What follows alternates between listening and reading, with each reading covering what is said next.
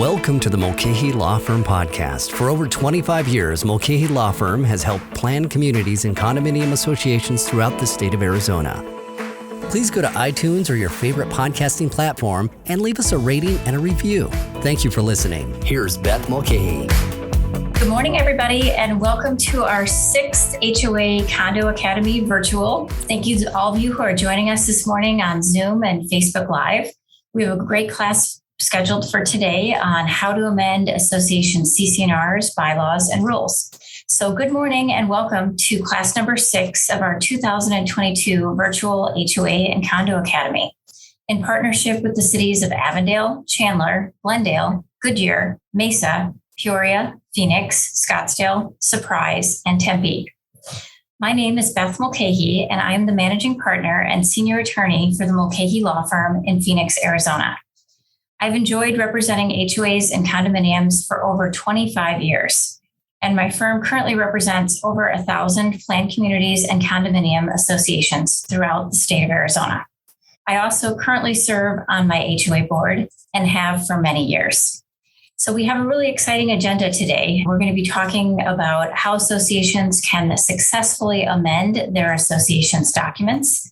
And we're going to give you some secrets by using our 5-step amendment plan, which will give the recipe and the secret to associations and how you can be successful when you plan to amend your CC&Rs, your bylaws, and your association's rules. Also, we're going to be talking a little bit about the new legislation. As you probably know, our legislature is in session right now.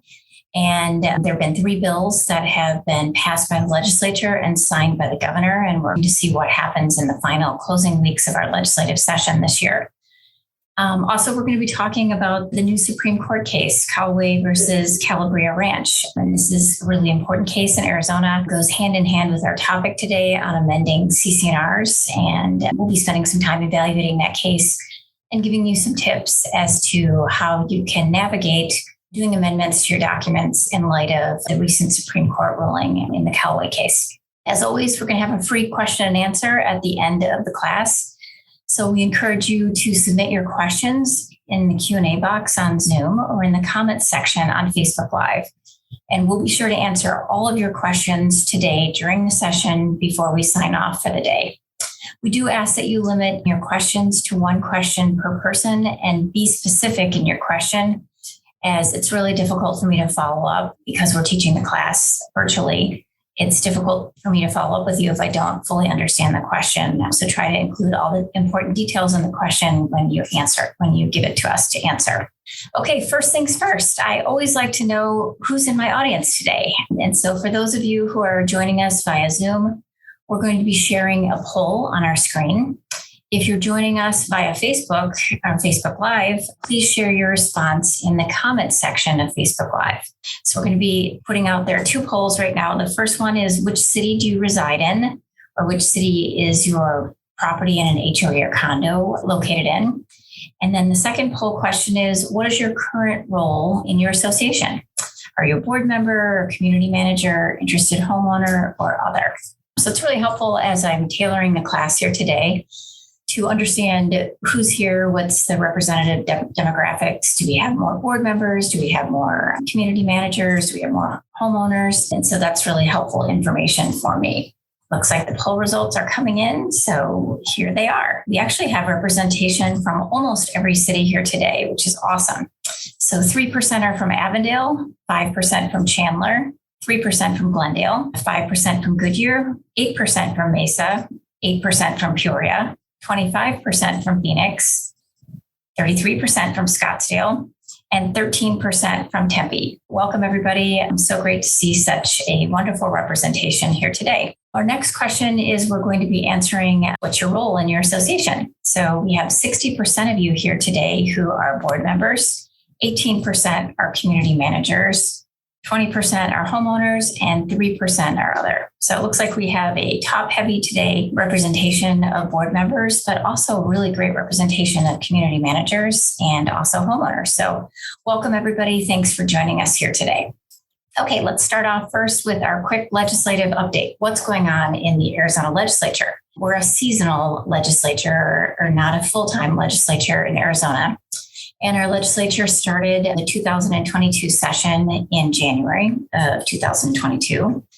And typically the legislative session ends sometime in April, May, or June. This year, we're going right to the final day, it looks like, of the legislative session. The legislative session needs to end by June 30th, or it needs to be extended. Anybody who's closely following the legislative news in Arizona right now will notice that their legislature is still talking about the budget, and that seems to be dominating most of their discussions right now. There has been some dissent between both sides of the aisle in terms of what portions of the budget, how they want to spend the money in the coming fiscal year. And so that's been the holdup. This year, interestingly, in 2022, we saw a really significant focus on the number of community association bills pertaining to HOAs and condominiums during this year's legislative session. In fact, after seeing two COVID legislative sessions in 2020 and 2021, we had the largest number of bills introduced this year in 2022 pertaining to HOAs and condos that I've seen in at least a decade. This year, we have seen 3 bills that have been signed into law as of right now, and these bills are going to take effect 91 days following the official conclusion of the legislative session. Although these bills have been passed by both the House and Senate in Arizona, and the governor has signed these bills will not go into effect until 91 days after the legislative session ends. And we don't know that date yet because the legislature is still in session and working on the budget. So as soon as we have the final dates that these bills are going to be going into effect, we'll let you know. Okay, let's talk about the 3 bills. One's on artificial turf or artificial grass and how that affects associations. We have another one on political signs and community activity. And then the third bill is on flags, first responder flags.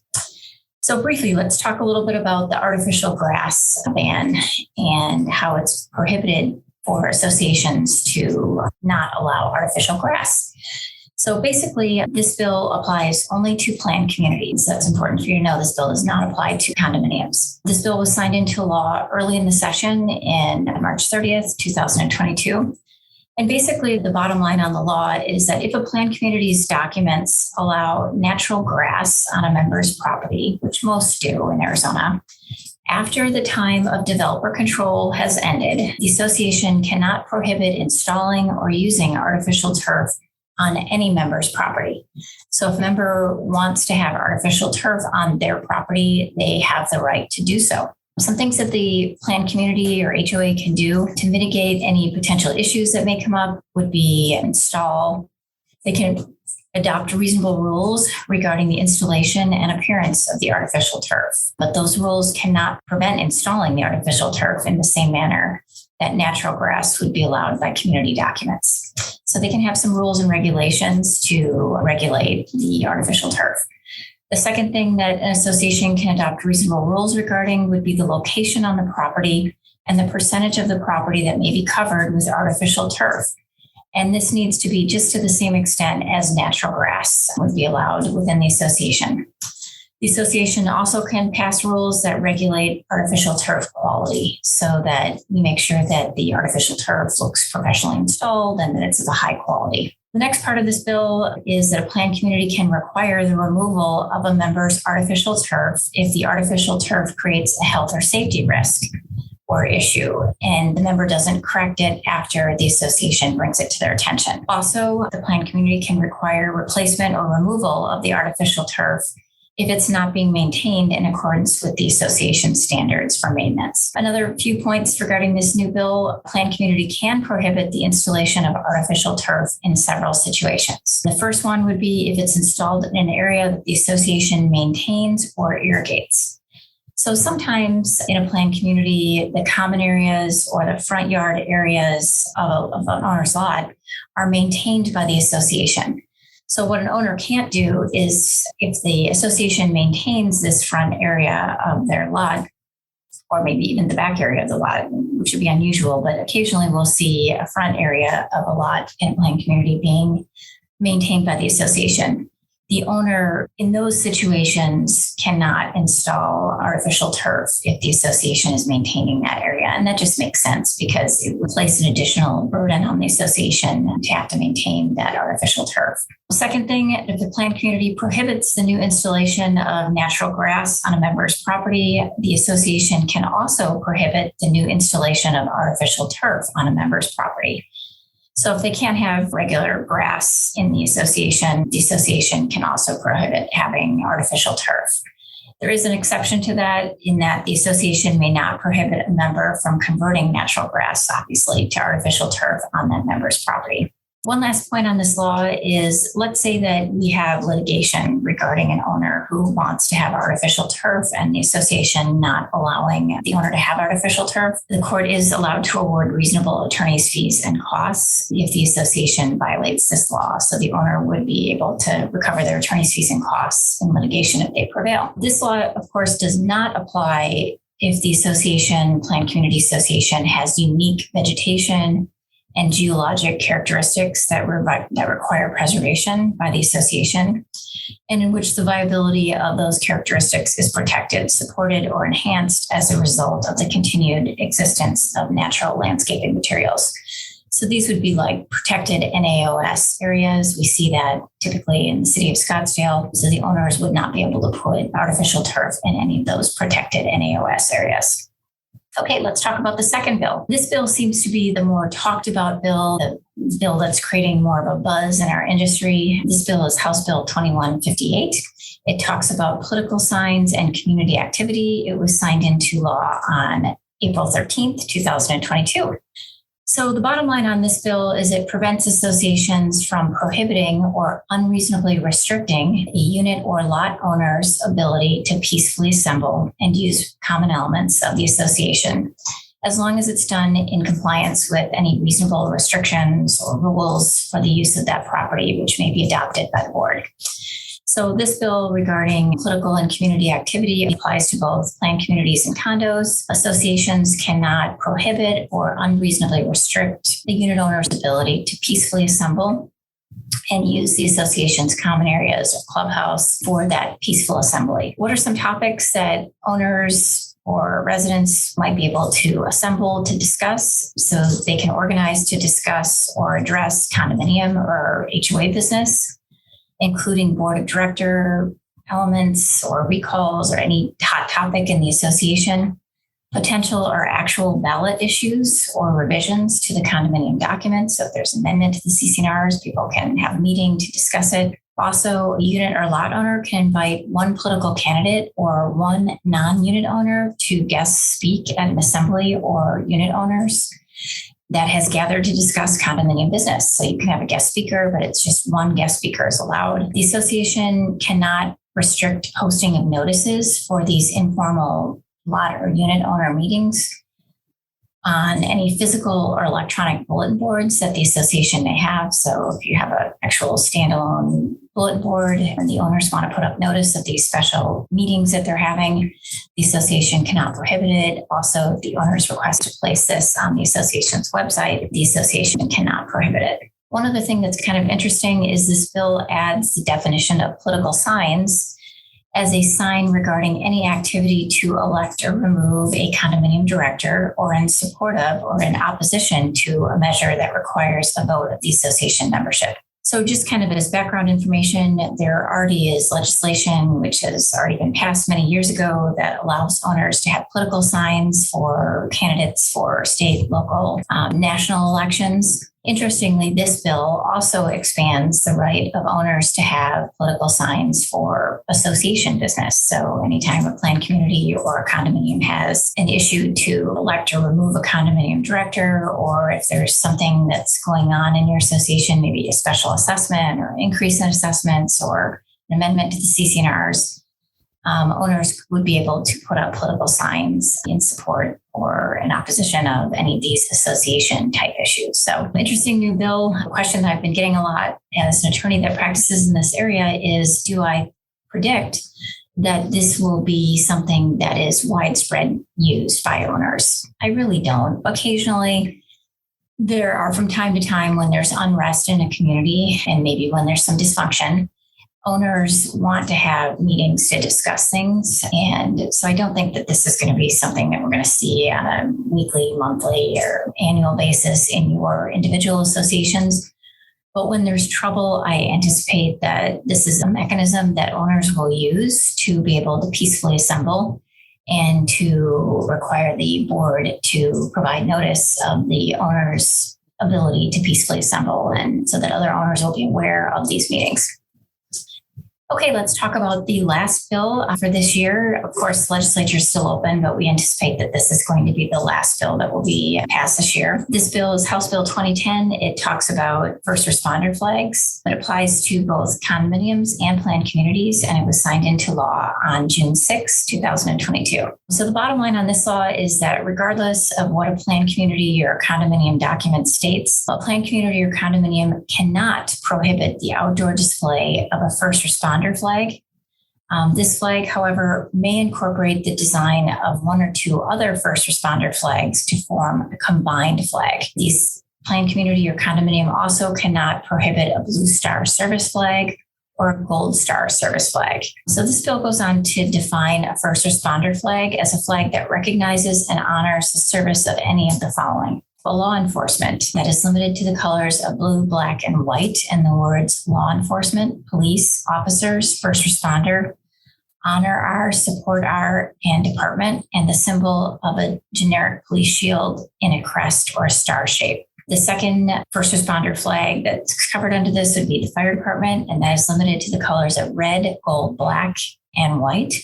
The words firefighters, FD, combined, first responder, department, honor our, support our, and the symbol of generic Maltese cross. The last area that's going to be covered under a first responder flag would be paramedics or emergency medical technicians.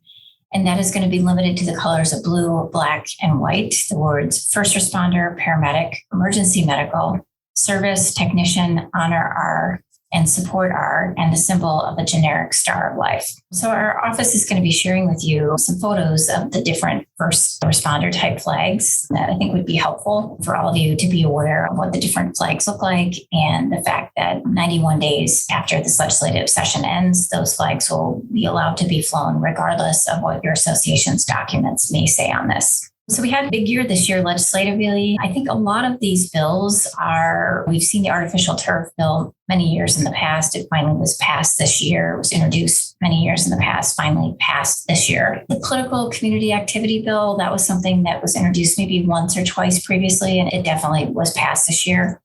I think definitely a sign of the times with a lot of the different things that have been going on with the pandemic and other issues within our country. Unless the first responder flag is most definitely a result of the sign of the times. So big legislative year this year. We'll continue to watch the bills over the next 2 weeks to see if there's any other bills that may pass this year that pertain to HOAs and condominiums. Our firm will be sharing with you, if we haven't already, we have a summary of the pending Arizona legislation, which impacts HOAs and condominiums. We update that every week. Our legislature is in session. And if you go to our homepage of our webpage, you can find the updated version each week while the legislature is in session. And our homepage of our webpage is www.mulcahylawfirm.com. Also, once the legislative session formally ends, we will be putting out a cheat sheet on the topic of all the bills that are passed this year to assist your boards and your association members with better understanding the new legislation that pertains to HOAs and condominiums. Okay, let's jump right into our topic for today, which is going to be amending association documents. This is such a hot topic right now because there are so many associations that currently have outdated documents. And just as a refresher, what are the typical documents for an association? So we have the covenants, conditions, and restrictions, which are sometimes called the declaration or the CC&Rs. We have the bylaws of the association, which is kind of the how to run the board and the association board business. We have the articles of incorporation. We have the association rules and regulations. So there are a number of reasons why these documents need to be updated. A common question that I hear from many boards is, how often should we amend our association documents? Like, is this a every year thing, or is this once every 20 years? Generally speaking, association documents should be amended at least once a decade. sure that there are many of you who are listening in on this Facebook Live today that might be looking at your documents and finding that you haven't amended them in 20 or 30 years or 15 years. That's okay. What I would recommend is that you place in your budget for 2023 at least $5,000 in legal fees to amend your association's documents, to do a comprehensive amendment, because your documents probably contain a lot of outdated language that may not comply with federal, state, and local laws that pertain to your association. Also, things may be handled differently in your association now, and your documents conflict with how things are handled. Like maybe your associations allow sheds on an owner's property now, and the documents, the CC&Rs say no sheds, and a majority of your owners have sheds now, so you want to change that provision. Also, a lot of you have developer language in your documents that's really outdated and needs to be removed. So declarant and developer language is confusing, and it's unnecessary to be in your association's CC&Rs long after the developer or the declarant is long gone. And then there's another reason to amend CC&Rs. Maybe your documents have conflicting provisions, like your bylaws say one thing and your CC&Rs say another thing about how many directors you're supposed to have or whatever. And it's confusing because there's a conflict between the documents. And so those are the most typical reasons to amend. I've given you a ballpark on how much it costs to amend CC&Rs. It could be anywhere from the $1,000 to $5,000 range. It may even be more if there are extensive changes, or if there's going to be potential negativity and pushback on the amendments by your owners. And we really have to do like a public service campaign to get the word out about the amendments and have a strong education process on the amendments. So it may cost a little bit more if you do that. Having been in this practice area for 25 years, I've definitely seen different cases that have been decided. Most recently, there is a really important case that pertains to an association's ability to amend CC&Rs. And so I want to start off with talking about that. This is the Callaway versus Calabria Ranch case. It's an Arizona Supreme Court case. It was decided on March 22nd, 2022. And our office is going to be sharing a copy of the case on Zoom and also on Facebook Live. So if you're interested in actually reading the case, you certainly have the right to do that. So one thing I want to say about this case is that a lot of people have been in the association industry, HOAs and condominiums, have been upset about the ruling by the Supreme Court. And there's been a lot of discussion that, hey, this case is going to make it so difficult for associations to amend their CC&Rs and impossible to amend CC&Rs. And just some starting points on this case is that after been practicing in this area for 25 years, one thing I've learned is that don't overreact when there's a fine tuning to whether it's case law or it's statutory law. I think the best thing to do is to take a reasonable approach and don't overcorrect based upon a case or a statute. Of course, we have to follow whatever the court or our legislature gives us as a ruling or new legislation. But there are many times corrections that can be made in how we implement things that can comply with the case and still meet our objectives of the association. So if anybody heard about this case, the Callaway versus Calabria Ranch case, and they're thinking this is going to make it impossible or difficult for us to amend our CC&Rs, it's going to make it something that's a little more challenging, that's for sure, but it's definitely not going to make it impossible. And our document amendment provisions and proposed amendments will just need to be carefully amended and drafted as in response to this case. So let's talk a little bit about this case. This is a unique case. Like I said, it went through the Superior Court, and then it was appealed to the Court of Appeals, and then ultimately the Arizona Supreme Court made this ruling in March 2022. And basically, this is a really small association, Calabria Ranch. They only have 5 lots in the subdivision. And in 2018, several owners, so remember there's only 5 owners, several owners decided to amend the CC&Rs by a majority vote. And they did this without the Callaway's approval. And the Callaways were an owner in the association. And honestly, I think objectively looking at this case, I think that really upset the Supreme Court that these owners in this association, such a small association, they proposed the amendment. They got a majority vote, which was what was the requirement in their CC&Rs, but they didn't tell the owner, one of the owners, about the amendment. And they didn't even give that owner an opportunity to vote yes or no in favor of or against the amendment. And the owner, Mr. Callaway, claimed that the amendments negatively affected him and his lot. Interestingly, his lot was 23 acres, and the other owner's lots were between 3.3 and 6.6 acres. So it was the Callaway's opinion that the association members went past this amendment to the CC&Rs, and they didn't consult with us as an owner, which they should have. And I 100% agree with that. You have to send CC&R amendments to all owners to vote on them. And then to make matters worse, the Callaways felt that the amendments that were proposed and passed by these majority vote negatively impacted their property. And so, of course, they decided to sue. So the Arizona Supreme Court looked at the facts of this case. And basically, they came up with a few important points that I think are notable for us to discuss here today. The first point is the court said that the original declarations, the original CC&Rs, needed to give notice or sufficient notice that there was a possibility of a future amendment to the documents. And I think we can all agree most association CC&Rs have an amendment provision.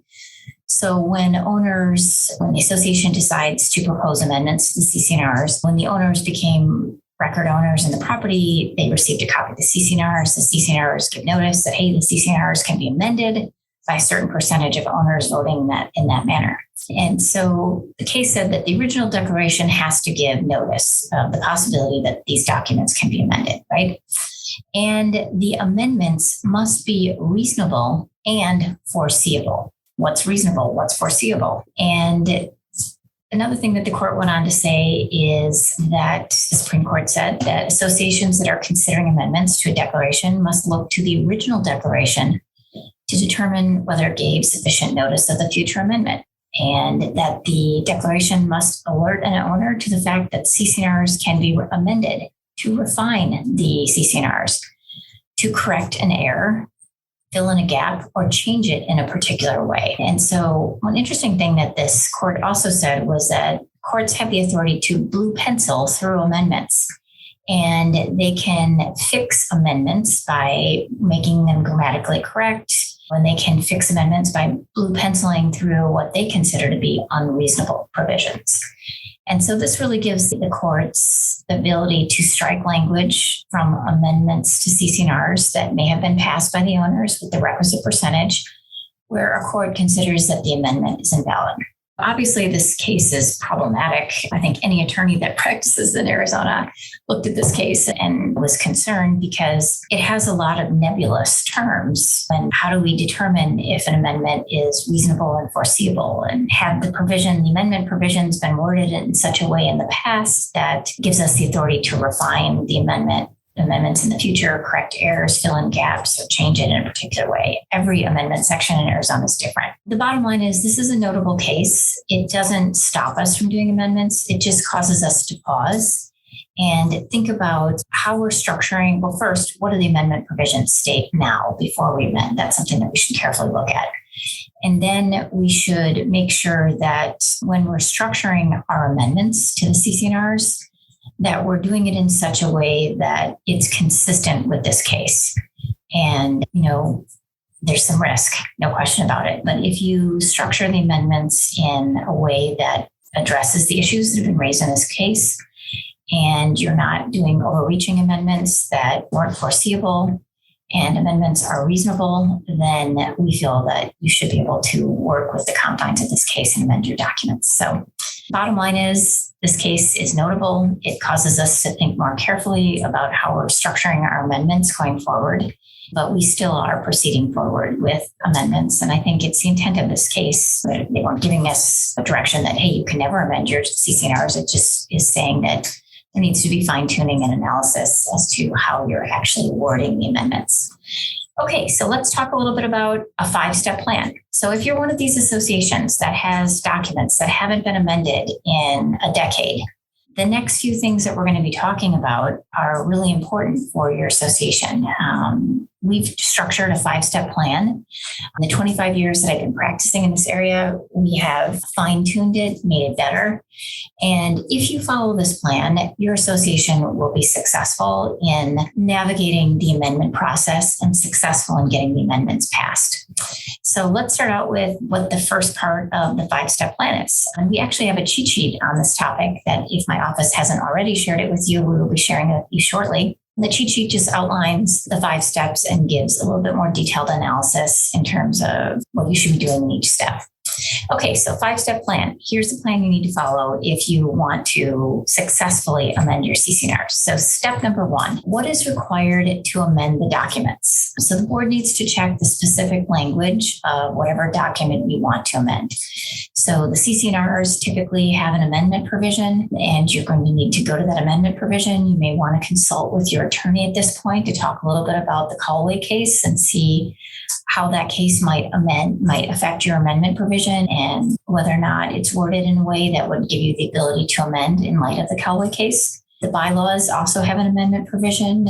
Articles of incorporation typically have an amendment provision. Rules are typically amended by a board vote. And that's usually also set up in the CC&Rs or the bylaws saying how the rules can be implemented and amended. Most documents do require approval of the membership to amend. And there are some rare cases where the board can amend the documents. Typically, it's going to be like the rules and regulations are normally when the board can amend the rules and regulations. But occasionally the bylaws can be amended by a board vote too. So it's real important that you look at the amendment section for each document. Also, another point to think about is that this is a time where you definitely want to have your attorney involved because the amendment sections are worded in such a way that sometimes it's confusing. So sometimes there's language in there that says the CC&Rs can be amended by 67% of the owners voting at a meeting of the membership where a quorum is present. And that is different than 67% of all owners. So sometimes the exact language of the amendment provision makes it easier or harder for your association to amend. So for example, if you have a section, like I said, in your CC&Rs that says you only need 67% of those voting at a meeting of the membership where a quorum is present, you just need to have a quorum at the meeting, and you're going to find that typically in your bylaws, and then you just need 67% of a quorum to approve the amendment. And that's typically going to be a lot lower than 67% of the entire membership.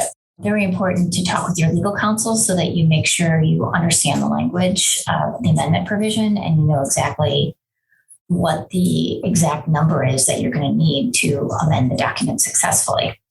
Another important tidbit that I want to mention to you is sometimes the amendment provisions require that the amendment ballot be acknowledged. And what that typically means is that the ballot itself needs to be notarized. And that's a whole nother step that makes it more difficult to get the ballots back because the owners will have to sign it in the presence of a notary. And that's an unusual add-on that's going to be more difficult for your association. We have some tips if you're in that situation. Typically, we'll have a notary come to the association and hang out at the pool on a Saturday, and anyone who wants to come and have their signatures notarized would be able to have the notary hired by the association to sign it, to stamp the notary stamp on it and witness the signature.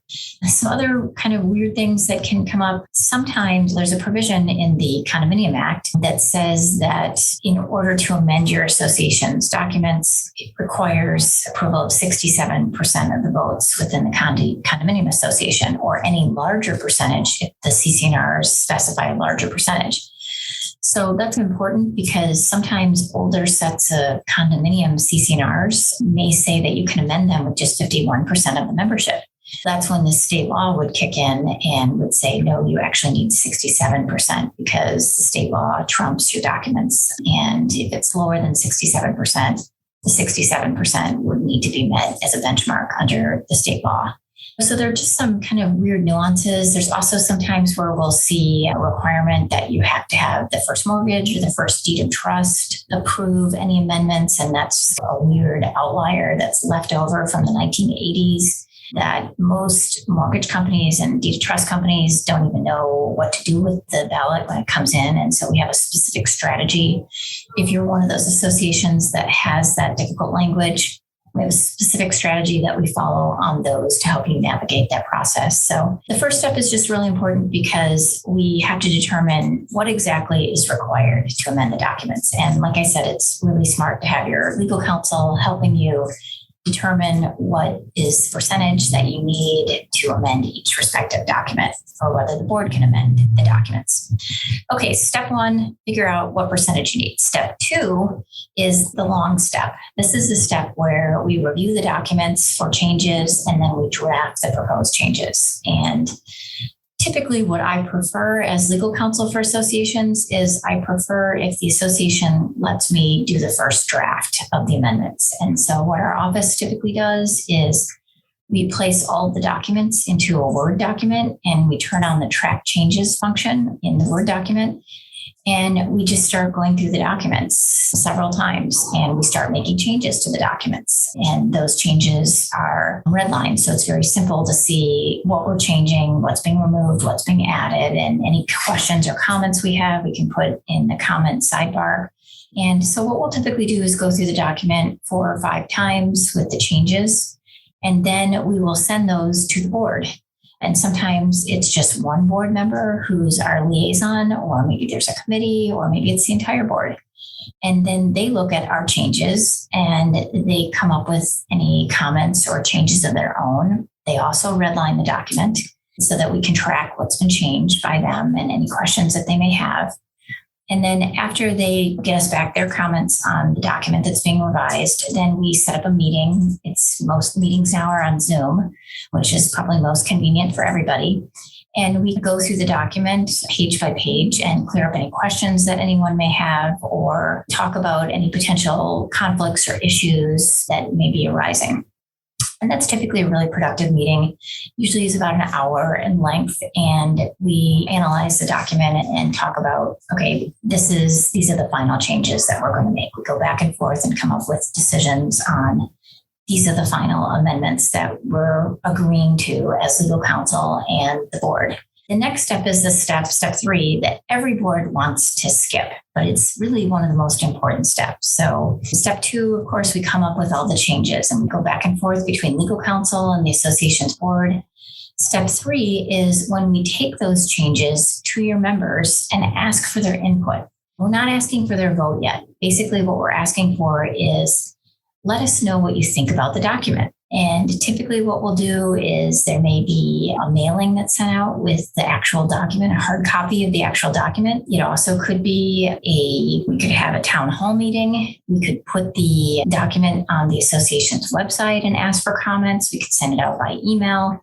A lot of associations use a comment card system where they ask the owners to review the documents. We give them typically 2 weeks to a month to give us their comments back. And basically, you're not going to get a lot of comments back, honestly. Maybe 10% of your owners will give you feedback that they like or don't like certain provisions.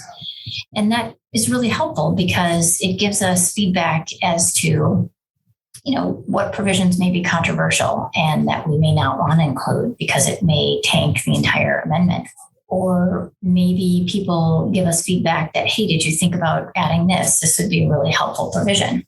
And so soliciting information from the community regarding the amendments is important because it gives us feedback so that if there's something that there's negative feedback, that we can take that part of the document out or fine tune it further or add something. We typically get the comment cards back as a board, and then the board and legal counsel have a very short meeting, maybe 30 minutes. And we decide what are going to be the final changes based upon the comments. And we strategize. We definitely strategize as to if we get a lot of negative feedback on something. Are we going to separate that out and vote on that separately, that controversial issue? Or are we going to risk it and put it in the document and just kind of strategize on all of that as a team as to what the best procedure is? So another benefit of talking to your homeowners about the amendment before they're asked to vote on it is When we get to the voting part, which is going to be the next step, there'll be some owners that'll say, I don't like this. I don't want this. Why are we doing this? We can remind them that in step 3, hey, we went to you and asked for your feedback, but we never heard back from you. And that usually is a silencer. Usually people stop complaining at that point and they just vote yes or no.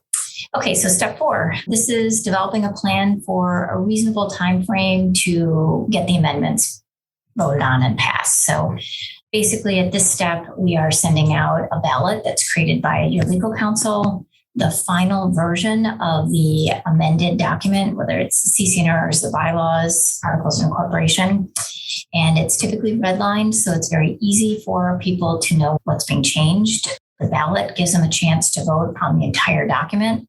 Maybe we've got a side vote on something that's controversial as a secondary vote.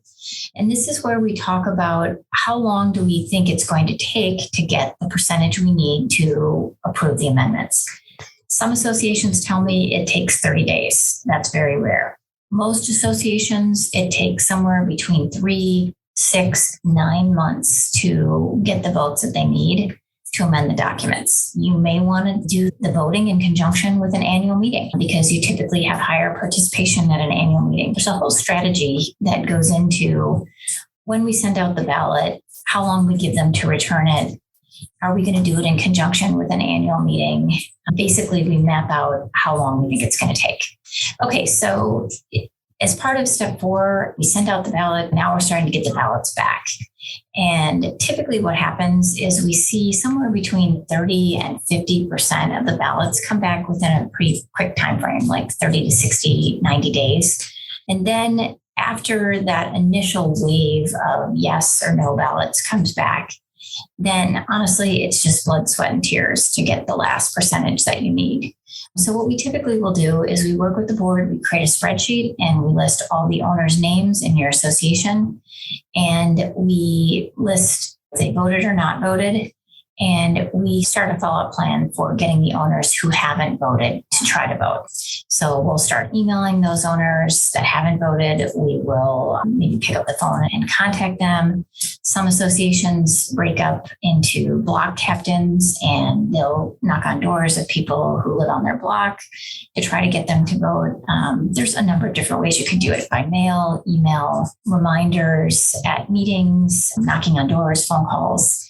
And really, it does take blood, sweat, and tears to get those final votes to push us over the threshold. Okay, the last step is you now receive the number of votes that you need to successfully amend whatever document you're trying to amend.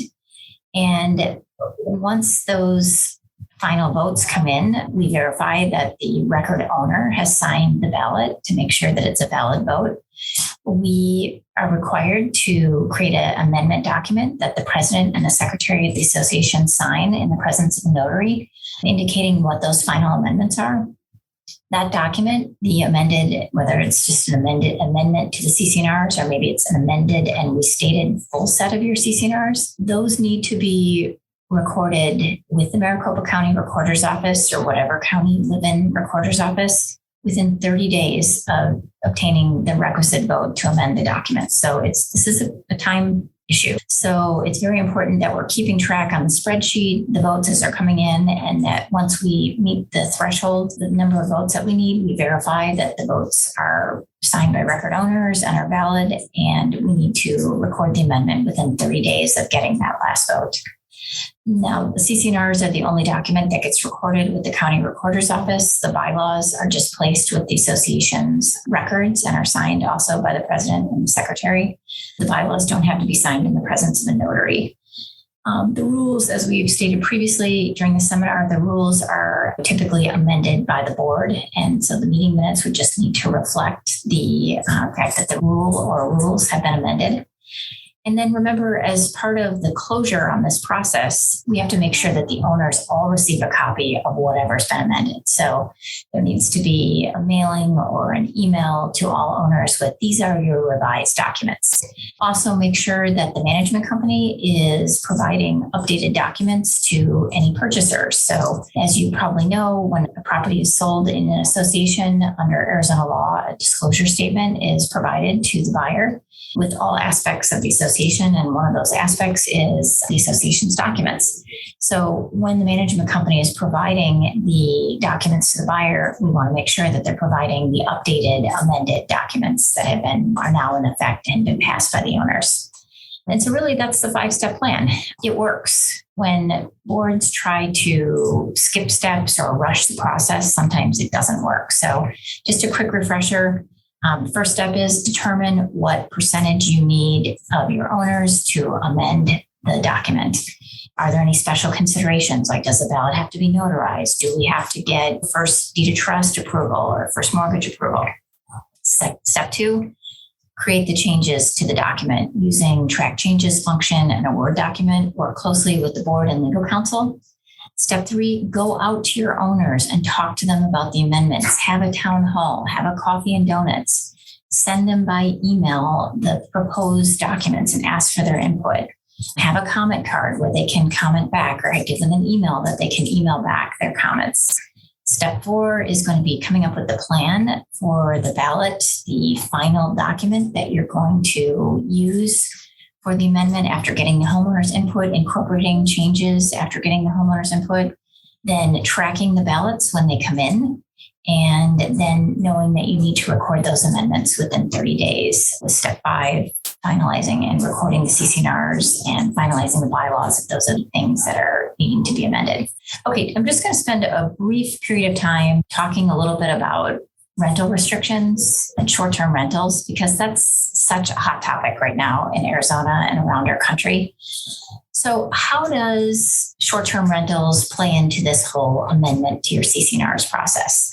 Back in 2016, the Arizona legislature passed a law that basically took away a city, town, or municipality's ability to regulate short-term rentals. And that was really a game changer in our industry, because prior to that legislative session in 2016, cities, towns, counties, they regulated short-term rentals through zoning and through ordinances. And so associations really didn't have to worry about having a hotel pop up next to them with nightly rentals, because everything was zoned in such a way that transient housing was in certain zoning districts, and transient housing was going to be considered like hotel type housing.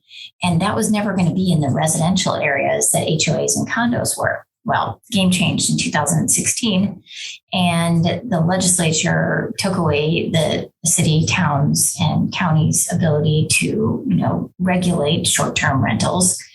And basically what happened is the legislature said, well, if an association wants to prohibit short-term rentals or prohibit rentals, you just need to amend your CC&Rs to include that provision.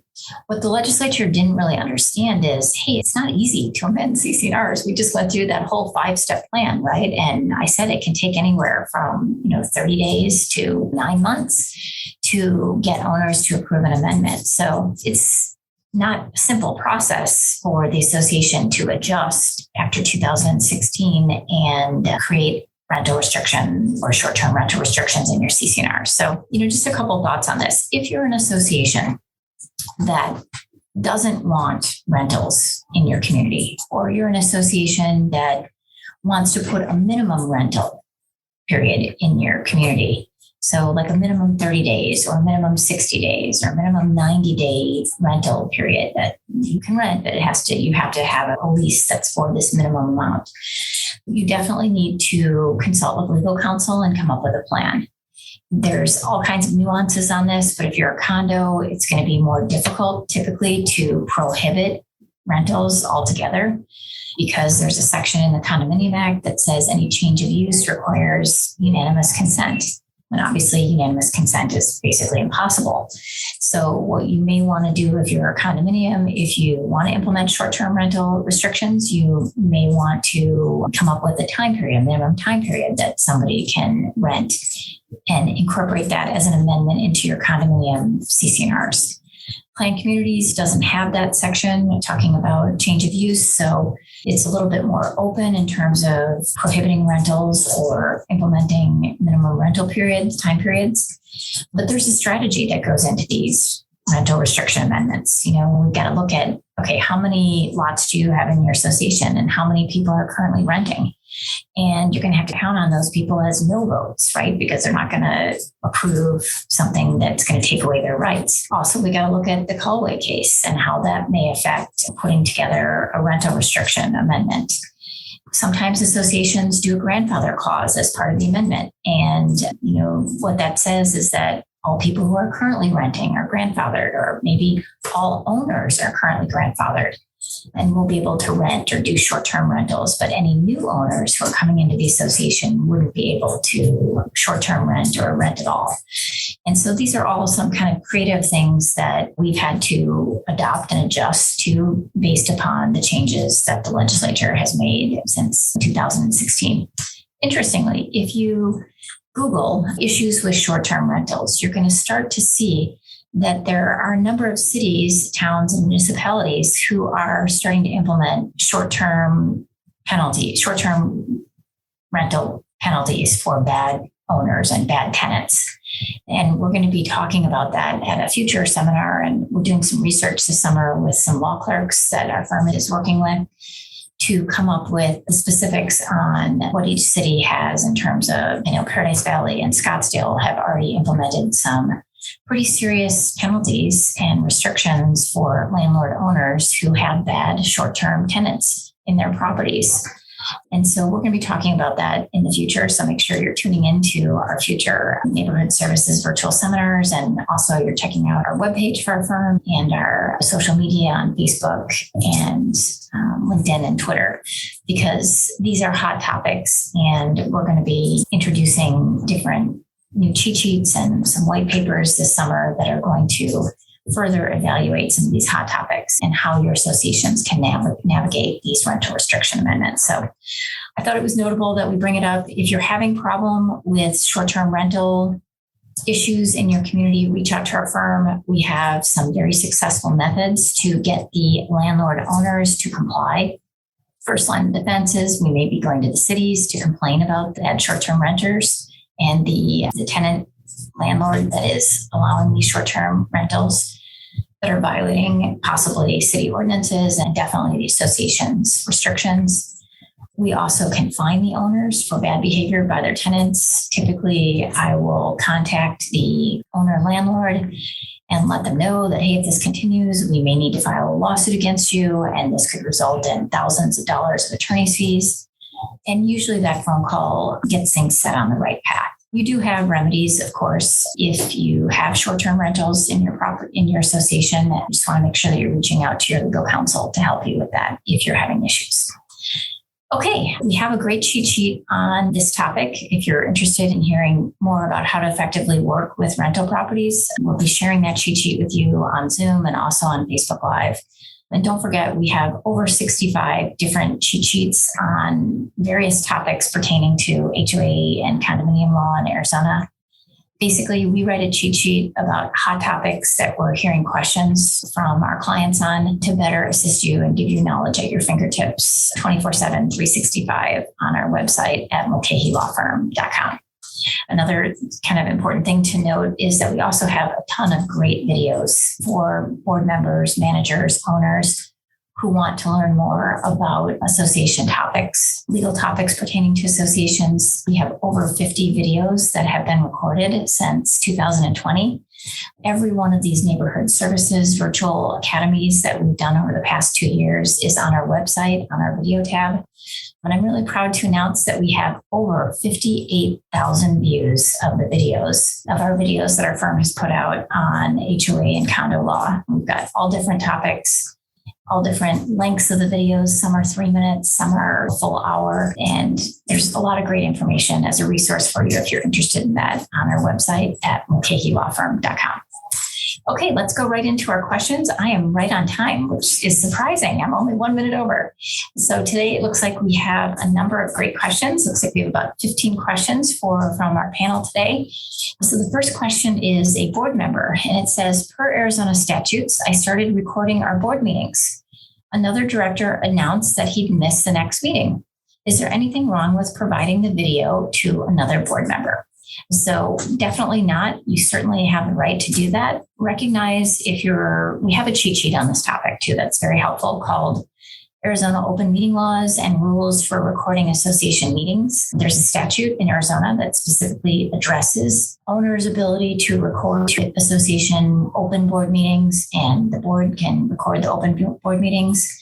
So, of course, you can provide that to another board member. If this recording is an official record being taken by the association's board, an owner could also request a copy of that recording. So I just wanted to make you aware of that. Okay, next question is from a treasurer at an association. Is the legislature still seriously considering eliminating the requirement that an HOA is required to send out monthly statements to every owner, regardless if the bank pays many of them automatically? Are they seriously considering it? At this point, I can say no. This was a bill that was passed prior to the pandemic, I think in 2018 or 19. By our legislature, and it is a complete waste of money. Basically, it requires the association to send out a statement of account to every owner every month. If your assessments are monthly, every month, letting them know how much they owe. There was a bill in the 2022 legislature, House Bill 2730, that addressed this topic and, change it up so that associations wouldn't have to provide it to every owner. Maybe it was only to the owners that had a delinquency with the association, which would be a fix that would be appreciated. But that bill hasn't been going anywhere since February 10th of 2022 in the legislature. And typically, if the bills aren't moving, especially right now, and have been passed by at least one chamber, it's not going anywhere this year. So that'll be something that we'll likely see be introduced again in 2023 in the legislature. And just from my standpoint, that is a necessary bill. That is an expense that is unnecessary and just a waste of resources for associations. So I hope that the legislature will step up and fix that in next year's legislative session. Okay, next question. We are in the process of amending our CC&Rs and articles. If the CC&Rs pass and the articles, which required 2/3 vote of all owners, do not pass, can we implement the revised CC&Rs? Okay, so great question. So it looks like your association has you're trying to amend both your CC&Rs and your articles. You're likely doing this on the same ballot, and the ballot is likely indicating that the CC&Rs have a certain percentage to approve and the articles have a different percentage to approve. If the ballot comes back and you get the requisite approval to amend one but not the other, yes, of course, the one that you have the requisite percentage on passes and we go through the whole amendment process to formalize the amendment. Next question is from an owner. Can an association member or owner file a lawsuit on behalf of the association, especially if the association lacks funds, as 7 rental units out of 26 are making legal fee expenses significant, and the association's budget lacks funds because of this? So really good question from an owner. If I were in your circumstance, what I would do is I would look at what the CC&Rs state on this for your association. Sometimes it is rare, but sometimes an association member can file a lawsuit to enforce CC&Rs. Now, of course, they can't do it on behalf of the association because only the association, can represent themselves through legal counsel. But in some cases, association members have the legal right to enforce the CC&Rs against another member. It's rare, but in some cases that does happen. What you may want to do is, if you don't have that provision in your documents, is you may want to really evaluate, you may want to get on the board so that the board starts making better decisions on how they're using their funds. You may want to think about potentially sending a letter to the board asking why they're spending money on certain things and not others. These are some options that you have. Also, you always would have an option to pursue legal remedies against the association, whether it's through the Arizona Department of Real Estate, through their program that they have through that, where you can have disputes heard, or through litigation. So you do have a number of different options. Check your CC&Rs to see if you have the right to act on behalf of the association in terms of enforcing the CC&Rs. Next question. We have 4 sets of CC&Rs for our HOA, and there are 225 homes in our HOA. Can I merge the 4 documents into one with no changes without the owners voting? Answer to that question would be no. You'd have to have a vote of each of the sections to degree. This is probably structured as lots 1 through 50 have one set of CC&Rs, 51 through 100 have another set, or however it was set up in your association. So bottom line is, no, it's not that easy. You're going to have to amend each of those 4 CC&Rs to incorporate it into one CC&R. And so you're going to kind of have to decide, is it worth it? We've gone through this process with associations before, so I have some good insight on how it can be done successfully. And if your association's interested, be sure to reach out to me and I can give you some feedback on how to do that. Okay, question 6. Can you address the HOA's rights if a homeowner wants to rent his house to an agency that runs group homes? Yes, I have a wonderful cheat sheet on this topic on our website at mulcahylawfirm.com. We're also going to be sharing it with you here on Zoom and Facebook Live. It's our cheat sheet on federal laws. And basically, under the Fair Housing Act, in certain circumstances, group homes are permissible as to be able to operate a group home within an association. And a couple of things that you want to look into is, first, you want the association, if you're in this circumstance, you should request documentation from the group home operator that verifies the existence of a disability, that the group home is for disabled persons and therefore it falls under the Fair Housing Act, and we'd be required to allow the group home to operate in your association, despite the fact that most associations have a no business, can't run a business out of your home, and obviously a group home would be a business. But the federal law trumps here. And so if it's a group home that's covered under the Fair Housing Act, the association would have to allow it. So the question I have is, what are our rights if a homeowner wants to have a group home in the association? So number 1, ask for information from the group home operator about who the residents of the group home are, and check with your legal counsel to make sure that the group home is covered as one of the group homes that's covered under the disability related needs under the Fair Housing Act. So ask for more information. Number 2, if they are something that is covered under the Fair Housing Act and we have to allow the group home, remember that they have to follow the rules just like any other owner would have to follow rules. So the residents and any employees which may be coming into the association would have to comply with parking rules, and visitors would have to comply with parking rules, and they'd have to maintain the property, and there'd have to be trash would need to be disposed in an appropriate manner, just like any other owner would have that requirement. And they have to maintain their buildings, maintain their landscaping. Any changes to their architectural modifications would need to have architectural committee approval or board approval. If there's any noise or other nuisances that are being created by the group home, we would be able to treat that just like any other owner's violations would be treated.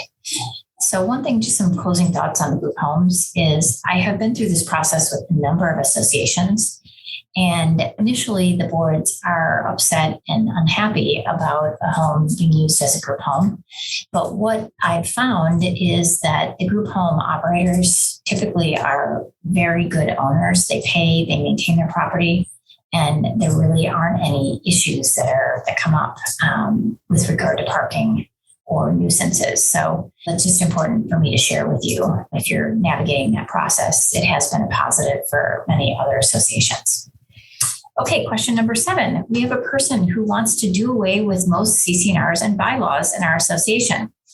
He believes we are all neighbors and we should get along, and that the CC&Rs make it too hard to get things done. How would you respond to this person?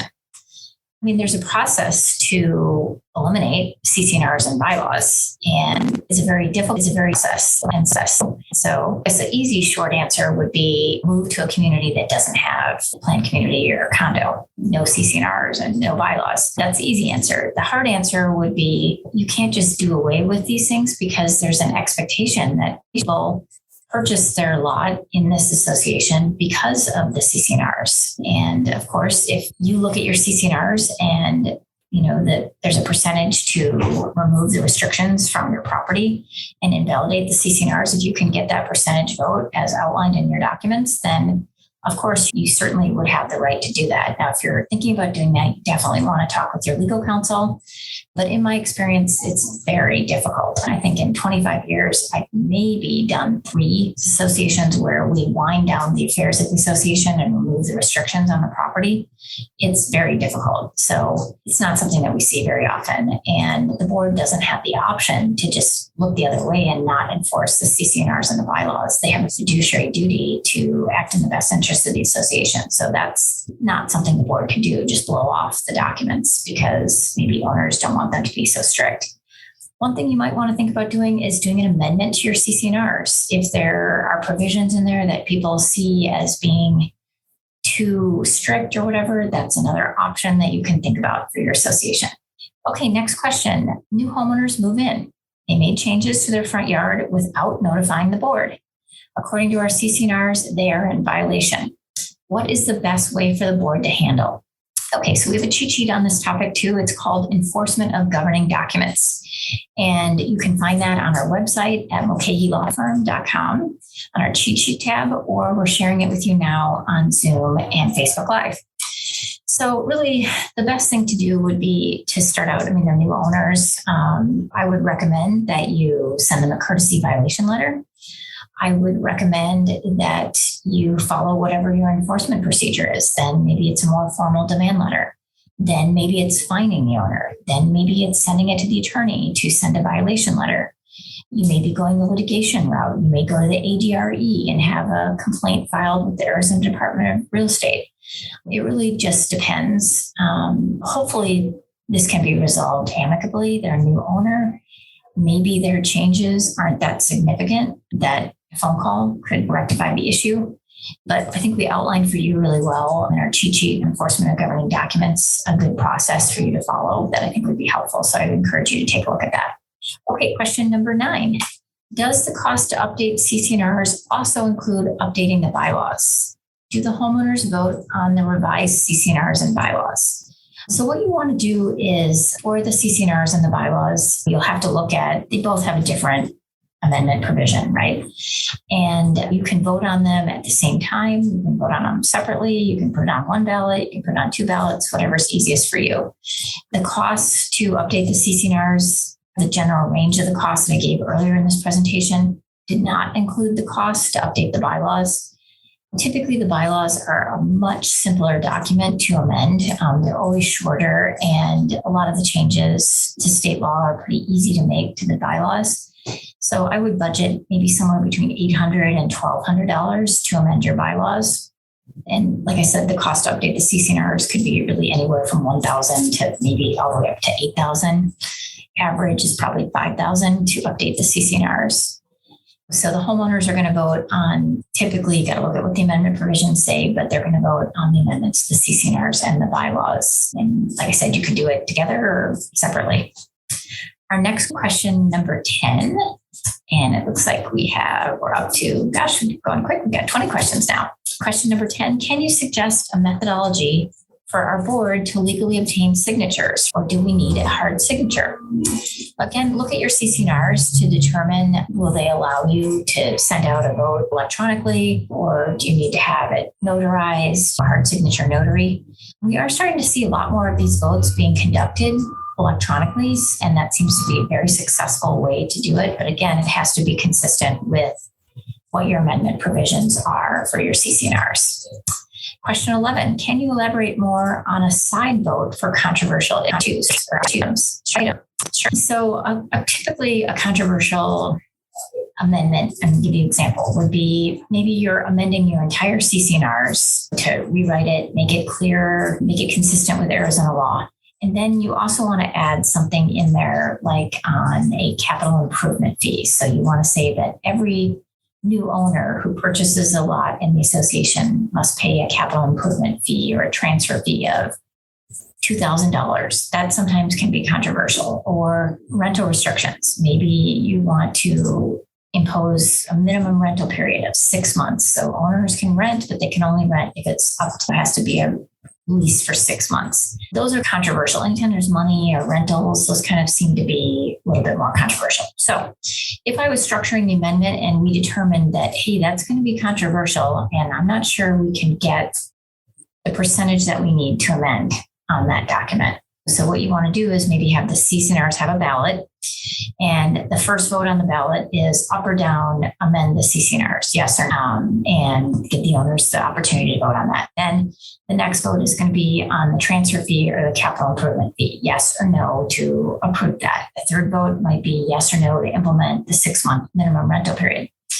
That way, if the second and third vote don't pass, the first vote may still pass. And the first vote, of course, doesn't have those two controversial things in it.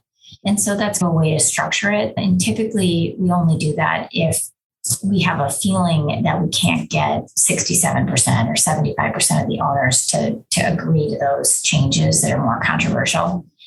And we've made a bunch of other changes to the document that we want to have passed that are not controversial.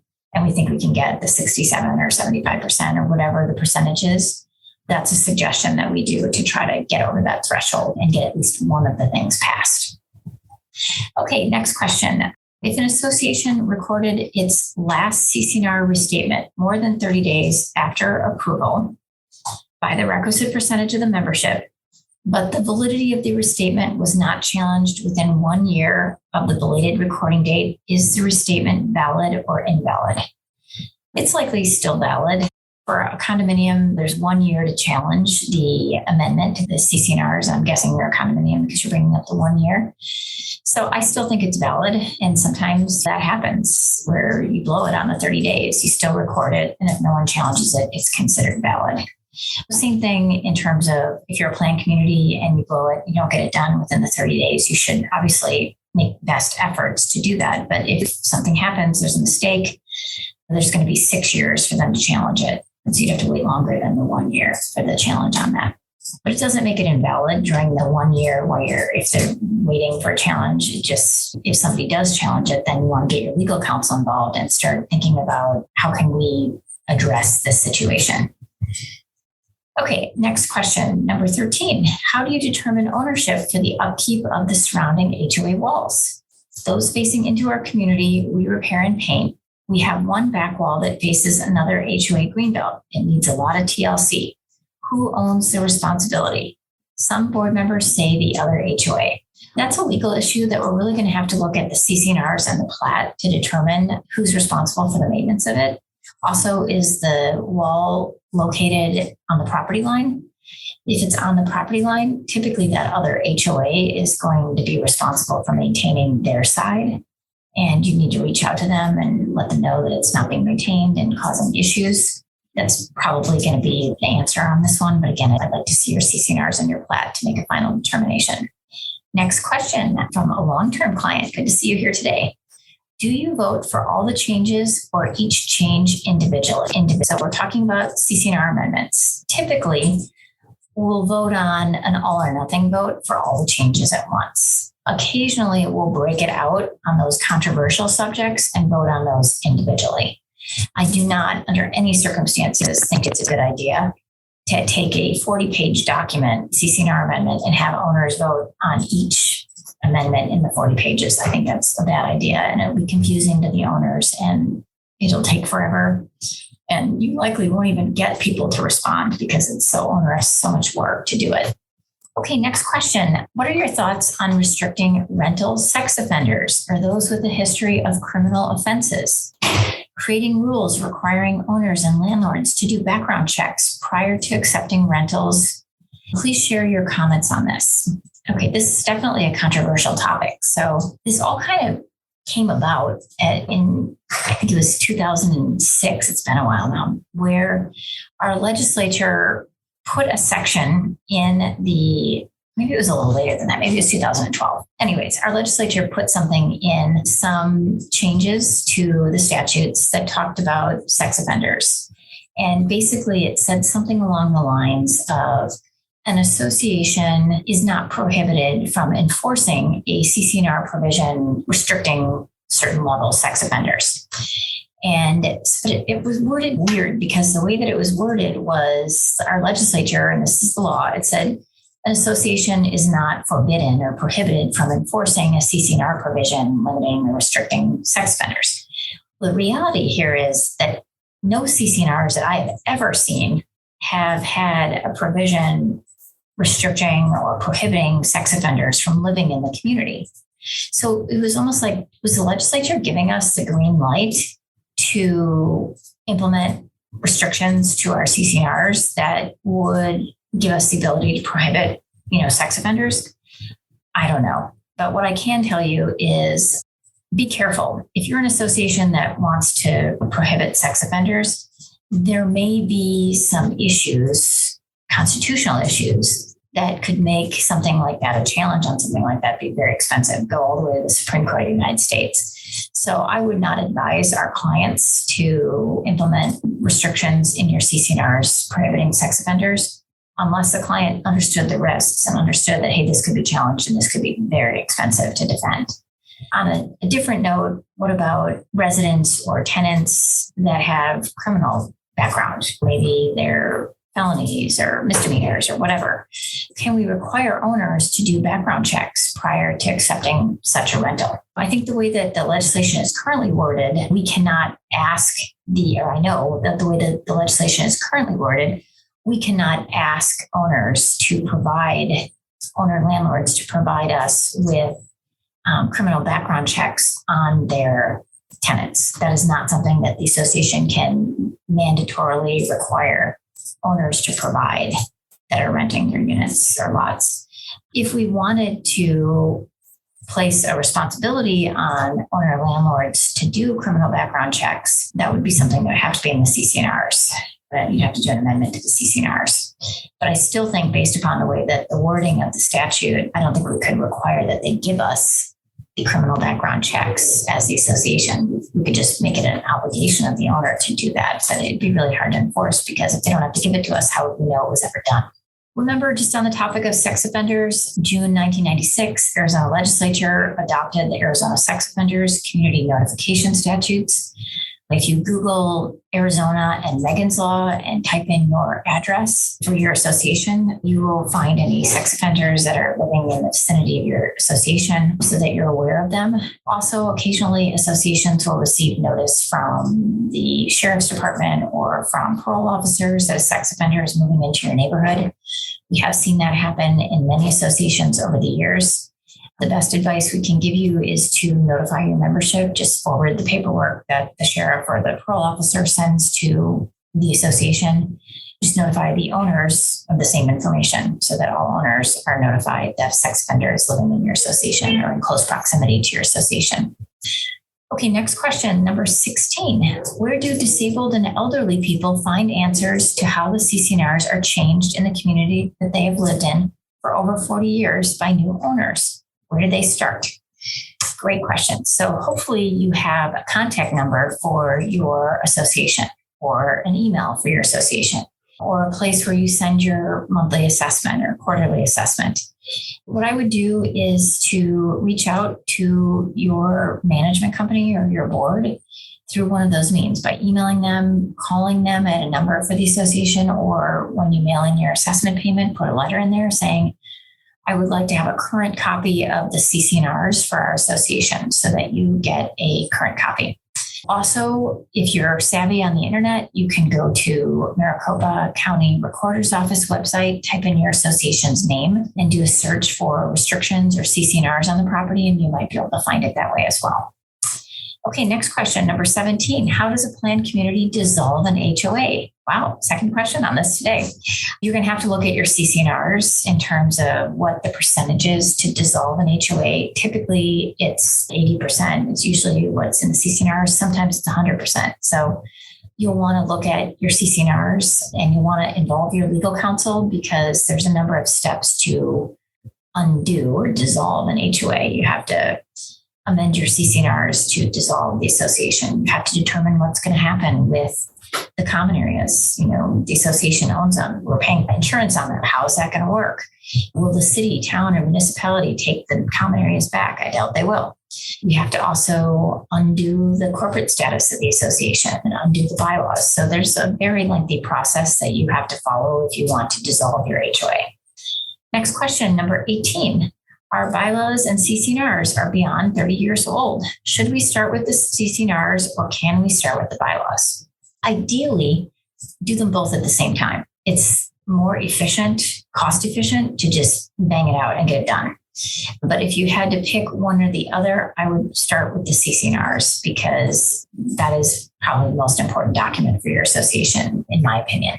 Question number 19, are renters allowed to attend HOA monthly meetings? Why or why not? We have a great cheat sheet on this topic called How to Effectively Work with Rental Properties that I would encourage you to take a look at. Number one, Arizona legislature or Arizona statutes do not give renters the right to attend HOA monthly meetings. It's basically just owners are allowed to attend the monthly meetings of the HOA. Also, owners can appoint a designated representative to attend a monthly board meeting. So the owner could make their tenant or renter their designated representative in writing, and then the tenant would legally be able to attend the meeting. So really the only way that a renter would be allowed is if the owner made them their designated agent in writing to attend the board meetings, and then the renter would be able to attend. Otherwise, no. The renters are not allowed to attend unless the board allows them to attend. Some boards do, most boards don't. Okay, next question. Our neighborhood association maintains an email distribution list of homeowners. Based on feedback from a majority of the homeowners, these are privately maintained and not shared with other homeowners without permission of the homeowner. Recently, we received pushback saying that we are blocking free communication among the homeowners, calling it secrecy. There's nothing in the documents relative to how the distribution list is maintained. What are your thoughts on dealing with this? So my thoughts are that emails are personal information, same thing with telephone numbers, and that unless the owners specifically agree to have that personal information, their email or their cell phone or their home telephone number shared with the community, that it's personal information and it shouldn't be shared with other homeowners. Okay, next question. Our previous management company never sent out violations. We are trying to fix that with new management. If a homeowner purchased a home with violations in place, how should that be rectified? So that's a really good question because I don't know how long the violations have been around on this property and how long we've known about them, but maybe hadn't enforced them. So as a rule of thumb, you're going to have to look at these on a case-by-case basis. So as a rule of thumb, you're going to need to look at, has the violation existed for more than 3 years? If so, we may be forbidden to enforce it under waiver latches. Can we resolve this amicably with the owner by just trying to work it out with the owner with a phone call or a nice note? If the homeowner purchased the home with the violations and we didn't disclose it on the disclosure statement, is the homeowner going to be upset? And are they going to refuse to do it? All these are really good questions that we'll just have to look at on a case-by-case basis. Question number 22. A new owner on the weekend after closing escrow and before even moving in, cut down a large, healthy, very mature tree in their front yard, which is in violation of our design requirements. Since the tree is already cut down, what is the best way to handle this? How can we prevent or reduce the continuing loss of trees simply because they are getting to a size that impedes views? Okay, so wonderful question. So what I would recommend on this particular situation is you definitely need to document in writing to the new owner the position of the board that they violated the documents by removing the tree without going through the proper procedure. Typically, the procedure is to submit an application, architectural approval, and if they got permission to remove the tree, then they could have removed the tree. What you may want to do is first look at your CC&Rs, make sure that the tree removal is something that they would have had to have approval of the architectural committee or the board to do. If that's the case and they did it anyways without approval, you may want to consider levying a fine for the tree being removed. You may want to try to require them to put a new tree in the place of that tree so it looks appropriate. Again, I'd have to look at your documents to give you a full range of different options, but best way to handle it is to punish them for doing this. If this is in fact a violation, communicating with your owners frequently about how important it is. This issue is important to the board, and that if you're thinking about doing something like this, you really need permission. So these are all suggestions on how you can handle that. Okay, so we finished our questions. We have a great number of questions today, 22. We had 120 attendees today on Zoom, which is awesome. That might be an all-time high, plus 20 who attended today on Facebook Live, for a grand total of 140 people here today, which is amazing because it's summertime.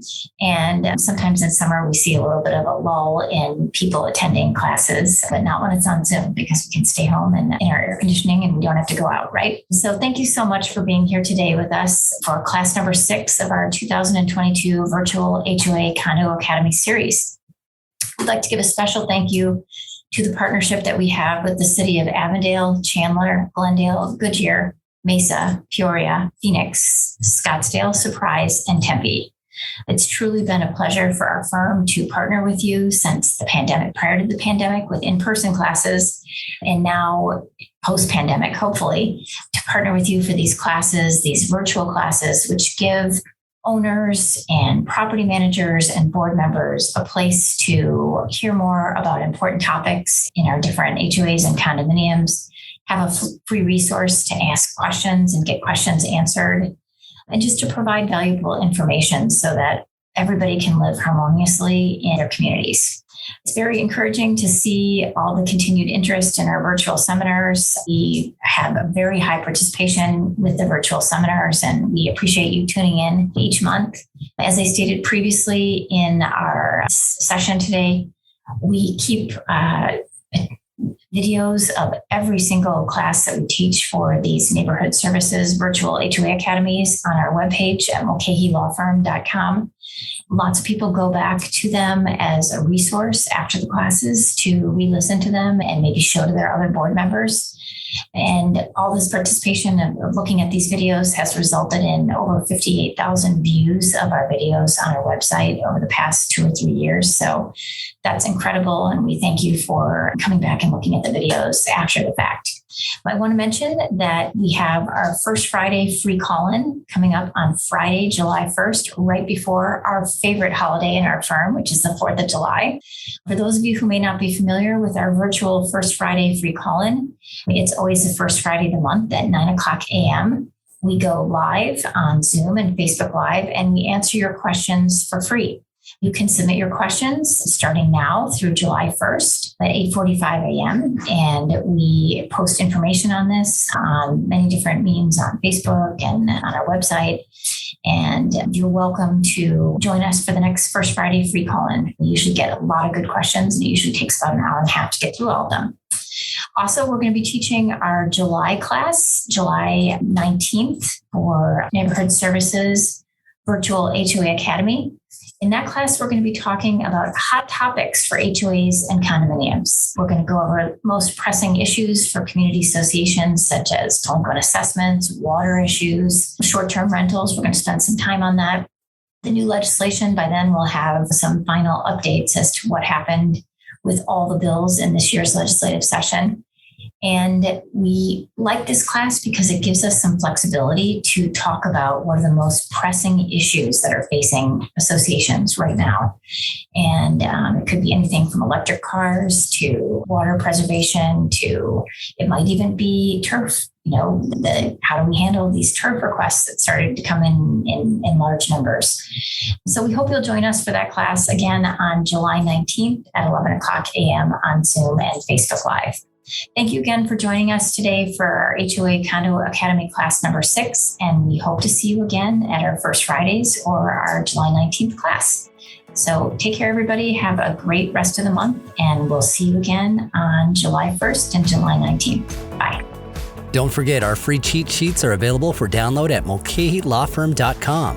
The intent of our Zoom, Facebook Live, First Friday free call-in, videos, and podcast is to provide a forum for board members and community managers to receive answers to HOA and condo legal questions. Please note, the content in these sessions are general in nature and is not intended to and should not be relied upon or construed as legal opinion or legal advice regarding any specific issue or factual circumstance. You should directly consult with an attorney for advice regarding your individual situation.